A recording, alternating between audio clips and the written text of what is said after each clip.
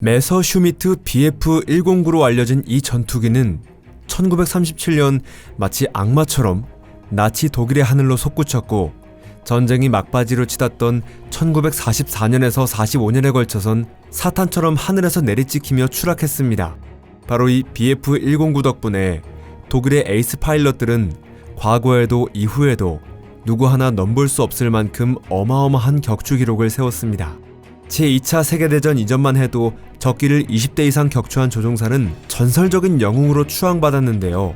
상상해보세요. 단 한 명의 조종사 에리히 하르트만은 이 BF-109로 무려 352대의 적기를 격추한 거예요. 여러분 안녕하세요. 물론 어떤 위대한 성공 뒤에도 항상 그에 따른 대가가 따르기 마련이죠. 그리고 이 성공의 대가는 실로 너무나도 막대했습니다. 루프트와페, 즉 독일 공군의 인명 손실은 어마어마했는데 그 수는 수만 명에 달했고, 그중 상당수가 바로 이 BF-109의 조종사들이었습니다. 이 독일 전투기의 조종사 사망률은 무려 90%에 달했는데요. 비교하자면 미국 전투기 조종사의 사망률은 대략 20에서 25% 수준이었습니다. 토픽에 오신 걸 환영합니다. 지금부터 이 치열했던 이야기의 진실을 함께 파헤쳐봅시다.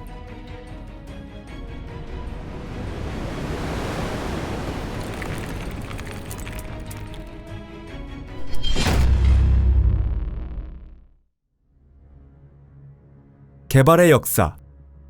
BF-109는 1930년대에 독일의 항공기술자 빌리 메서슈미트에 의해 설계되었습니다. 당시 나치 독일에서는 히틀러가 이상적으로 생각한 금발의 아리아 인종을 번성시키기 위해 영토 확장을 목적으로 한 전쟁 체계가 착실하게 구축되고 있었습니다. 나치 장군들은 하늘의 제압 없이는 전쟁에서 이길 수 없다는 사실을 정확히 꿰뚫어봤고, BF-109는 독일 공군 루프트와페의 주력 전투기로 채택되었습니다. 루프트와페를 이야기할 때 헤르만 게링을 빼놓고는 말할 수 없는데요. 히틀러의 충실한 측근이었던 게링과 루프트와페는 제3제국의 군용 항공 역사에서 때려야 뗄 수 없는 관계였죠. 실제로 게링의 영향력과 집념, 그리고 수많은 판단 착오가 전쟁 초반 독일 공군의 우세와 말기의 패배를 크게 좌우했다고 할 수 있습니다. 바로 그 게링이 있었기에 독일 공군은 당시 세계 최강 중 하나로 인정받았고, 실제로도 그러한 위용을 자랑했습니다. 사실 제2차 세계대전 초반부터 중반에 걸쳐 유럽의 하늘을 장악한 것은 독일의 전투기들이었는데요. 메서슈미트, 융커스, 하인켈, 그리고 포케울프가 대표적이죠. 그 중에서도 2차 대전 전반기 하늘의 제왕이라 불릴 만한 기종이 바로 전투기 BF-109였습니다. 당시 기준으로 이렇게 완성도 높은 전투기는 존재하지 않았거든요.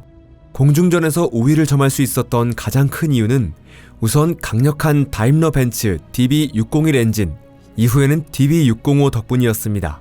출력이 1085에서 1158마력에 달하는 이 엔진과 세련된 유선형 기체 덕분에 초기형 BF-109는 고도 약 4km에서 당시로서는 놀라운 시속 550에서 560km의 최고 속도를 기록했습니다.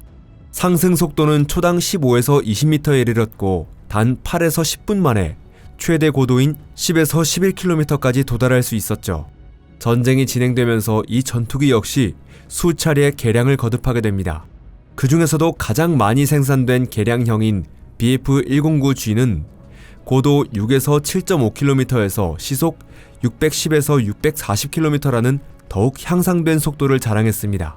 전쟁 기간 동안 BF-109는 무려 수백 종의 파생형이 생산되었고, 종전 직전에는 최대 출력 1475마력의 강화형 엔진을 탑재한 기체도 등장하게 됩니다. 영광과 추락의 역사. 하지만 이 메서슈미트 전투기의 이후 운명은 마치 제3제국 전체의 역사와 발맞추듯이 전개되어 갔습니다. 장래가 촉망되던 이 신형 전투기가 1935년 5월에 비행시험을 막 시작하려던 찰나 스페인에서 내전이 발발합니다. BF-109에게 이 전쟁은 실제 전장에서 성능을 시험해볼 절호의 기회가 되었죠. 스페인 상공에서 BF-109는 소련산 전투기 I-16과 맞서 싸우게 됩니다. 초반의 공중전 양상은 거의 막상막하였는데요. 이미 구식이었던 I-16도 의외로 선전하며 분투했던 것이죠. 하지만 이런 팽팽한 상황은 오래가지 않았습니다. 히틀러의 연설뿐 아니라 풍부한 자금 지원까지 등에 업은 독일 기술자들은 개량된 새로운 엔진을 장착했고, 그 결과 BF-109는 공중에서 완전한 우위를 점하게 됩니다. 공중전에서의 승리는 BF-109가 루프트와페의 주력 전투기로 대량 생산되는 길을 열었습니다. 이렇게 해서 제2차 세계대전이 시작될 무렵엔 이미 수천 대의 메서슈미트 전투기가 전선에 투입되어 있었습니다. 하지만 이 시점에서 영국도 착실하게 준비를 진행해왔다는 사실이 드러나게 되죠. 영국의 스핏파이어 MK1은 속도도 무장도 BF-109에 결코 뒤지지 않는 성능을 갖추고 있었습니다. 더 중요한 건 영국 조종사들이 자기 나라의 하늘을 날며 적의 침략과 지배로부터 조국을 지켜야 한다는 강한 사명감을 품고 있었다는 점이죠. 그렇다 해도 기체 성능은 거의 비슷했는데 승패를 가른 건 독일기들이 영국 본토 상공에서 오랜 시간 싸울 수 있을 만큼의 연료를 싣지 못했다는 사실이었습니다. 항속 거리는 최대 600km 정도였고 도버 해협을 건너 영국 본토까지 도달한 뒤 간신히 돌아오는 것이 한계였던 거죠. 그 결과 1940년의 브리튼 전투는 독일 공군의 쇠퇴가 서서히 그리고 곧 급격히 시작되는 분기점이 되었습니다. 영국과 독일 양국의 조종사들은 영국 상공에서 놀라운 기술과 용기를 보여줬지만 손실 규모는 큰 차이를 보였습니다. 영국 왕립 공군은 스핏파이어와 허리케인을 중심으로 약 1000대를 잃었지만 루프트와페의 손실은 약 2000대에 달했죠. 그리고 그 손실의 대부분은 BF-109 기종이었습니다. 브리튼 전투에서 영국 왕립 공군이 거둔 승리는 독일의 영국 본토 침공을 막아냈고 제2차 세계대전 전체의 흐름을 크게 바꾸는 계기가 되었습니다. 그렇긴 해도 1940년부터 1942년까지 이어진 몰타 상공의 공중전에서는 독일 공군, 특히 BF-109가 어떤 의미에선 명예를 회복하는 데 성공합니다. 이 전역의 공중전에서도 주인공은 역시 메서슈미트였습니다. 아프리카 전선에서는 메서슈미트 조종사들이 운 좋게도 영국 측의 구식 기체인 허리케인이나 풀머 같은 성능이 떨어지는 전투기들과 맞서 싸우게 되었죠. 격렬한 전투와 양측의 큰 피해에도 불구하고 이 전선에서는 BF-109가 구형 영국 전투기들에 비해 우위를 보이는 장면이 자주 목격되었습니다. 일부 기록에 따르면 1941년 12월의 전투에서 영국군은 BF-109와의 교전으로 허리케인 13대를 잃었지만 BF-109는 단 한 대도 손실되지 않았다고 전해집니다. 그렇다 해도 이 전투기들에 대해선 전투 외의 손실도 함께 짚고 넘어갈 필요가 있습니다. BF-109는 구조적 결함 때문에 이착륙 중 사고가 많았으며 전체 기체의 최소 10%가 추락하거나 손상된 것으로 알려져 있죠. 게다가 전쟁이 길어질수록 이런 사고의 수는 해마다 증가해 갔습니다. 그 주된 원인 중 하나는 BF-109의 착륙 장치가 기체 동체에 부착되어 있었다는 점입니다. 바퀴 사이 간격이 너무 좁아서 기체가 쉽게 불안정해졌던 거죠. 게다가 긴 노즈와 높은 조종석 구조 때문에 특히 착륙 시 조종사의 시야 확보가 극도로 제한되었습니다. 숙련된 에이스 파일럿들이 조종하던 시기에는 이런 단점들도 큰 문제가 되지 않았지만 전쟁 말기엔 급히 양성된 신병들이 조종관을 잡게 되면서 상황은 급격히 악화되기 시작합니다. 그리고 BF-109가 마지막으로 완전한 공중 우위를 장악했던 때는 소련과의 전쟁 초기였습니다. 개량을 거듭한 이 전투기에 맞서 소련은 구형 I-16이나 아직 완성도가 낮았던 야크와 라그 같은 신형기를 투입했습니다. BF-109는 속도도 상승 성능도 소련 기체들을 훨씬 능가했고 정면 돌격 같은 자포자기의 전술 외에는 도저히 상대가 되지 않았습니다. 하지만 1943년에 접어들면서 동부전선의 양상이 서서히 바뀌기 시작하죠. 소련군이 새롭게 투입한 야크-7, 야크-9, 라-5는 BF-109와 대등하거나 그 이상으로 싸울 수 있는 성능을 갖추었고 점차 이들을 압도해 나갔습니다. 소련 전투기들의 설계가 점점 정교해져 가는 동안 BF-109의 구조적 약점은 정비가 열악한 비행장 환경에서 더욱 심각하게 드러나게 됩니다. 잘 정비된 프랑스의 활주로에서 이륙하는 것과 진창이나 울퉁불퉁한 벨라루스와 우크라이나 들판에서 이륙하는 것 사이엔 상황이 완전히 달랐던 거죠. 그런데 진짜 더 심각했던 건 서부 전선의 상황이었습니다. 1944년 이후 한때 루프트와페의 자존심이었던 BF-109는 미국과 영국의 최신 전투기들에 비해 속도와 고도 성능 면에서 명백하게 밀리게 됩니다. 종전이 가까워지자 미국의 폭격기를 요격하기 위해 BF-109에 추가 무기를 장착하게 되었고 무게가 과도하게 늘어난 독일 전투기는 점점 더 공격받기 쉬운 표적이 되고 말았습니다. 참담한 통계.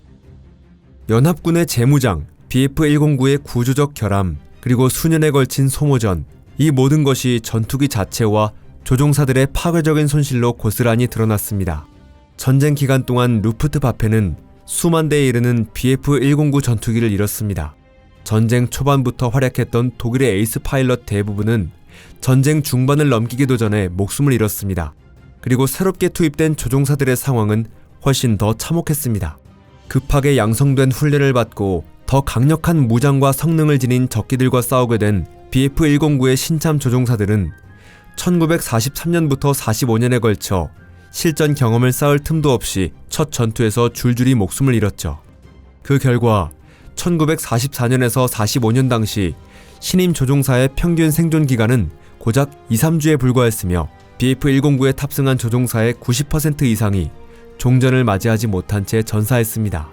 스페인, 몰타, 아프리카, 영국 본토, 프랑스, 그리고 소련 상공에서 수많은 승리를 거두었던 전설적인 에이스들조차 대부분 끝내 돌아오지 못했습니다. 그리고 또 하나 간과할 수 없는 것이 바로 심리적인 요인이었습니다. 1943년 이후 많은 독일 조종사들은 자신들이 싸우고 있는 이 전쟁이 패배로 향하고 있다는 사실을 뼈저리게 느끼고 있었죠. 끊임없는 손실, 쉬지 않는 공중전의 긴장감, 연료와 부품의 부족이 겹치면서 조종사들의 마음속에는 깊은 절망감이 퍼져갔습니다. 그런 극한 상황 속에서는 공중전 후 귀환 도중에도 베테랑 조종사들이 실수를 범해 추락하는 일도 드물지 않았죠. 이렇게 해서 제2차 세계대전기의 루프트바페를 상징하는 전투기 메서슈미트 BF-109는 한때의 영광과 맞바꾸듯 수많은 조종사의 무덤이 된 기체로 역사에 이름을 남기게 되었습니다. 제2차 세계대전에 투입된 모든 항공기 가운데 BF-109만큼 많은 조종사의 목숨을 앗아간 기체는 존재하지 않습니다. 오늘 이야기가 흥미로우셨다면 좋아요와 공유도 부탁드려요. 시청해주셔서 감사합니다. 그럼 다음에 다시 만나요. 안녕히 계세요.